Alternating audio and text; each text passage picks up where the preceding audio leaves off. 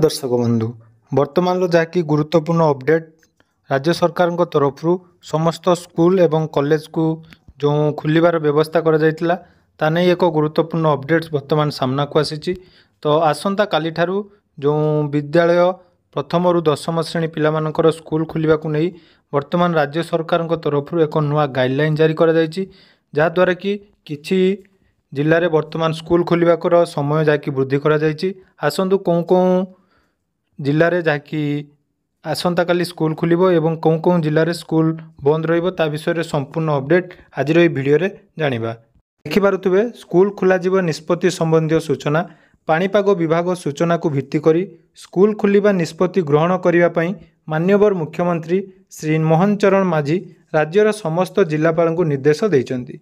तेणु एही निर्देश अनुसार जिलापाल माने निज निज जिल्लार पाणीपाग स्थिति को नहीं सरकारी एवं बेसरकारी एवं अनुदान प्राप्त विद्यालय गुड़िकर प्रथम रु दशम श्रेणी पर्यंत छुट्टी घोषणा करेंगे कि नहीं ता नहीं जहाँकि समय निर्घंट परिवर्तन करें, अर्थात जहाँकि 20 तारीख पर्यंत जिलापाल मानकर जहाँकि निज जिलार पाणीपाग को आखि आगे रखी निष्पत्ति नियाजिबार व्यवस्था करने जहाँकि मुख्यमंत्री द्वारा घोषणा करा जायतिला। तेणु वर्तमान अपडेट अनुसार तो देखिपारुथिबे मंत्री निर्देश पर गंजाम भद्रक और बरगढ़ रे आसंता 3 दिन स्कूल छुट्टी घोषणा होईची, जहाँकि 20 तारीख पर्यंत जिलार समस्त स्कूल बंद रखापी निष्पत्ति नहीं जिलापाल।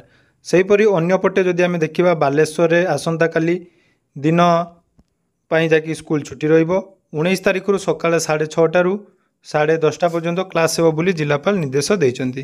तो अन्य पक्षर जदि आम देखा खोर्धा पुरी केन्दुझर जगतसिंहपुर देवगढ़ नवरंगपुर एवं अनुगुल रे आसंता काली ठारू सकाळुआ स्कूल करने को जहाँकि जिलापाल निष्पत्ति नहीं।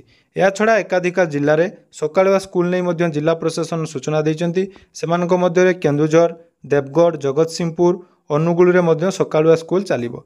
तेणु आसंता 20 तारीख पर्यंत यही निर्देश बलवत्तर रहिबो। तो यही समय सकाळ 6:30 रु 10:30 पर्यंत स्कूल खुलिबा को निर्देश रही।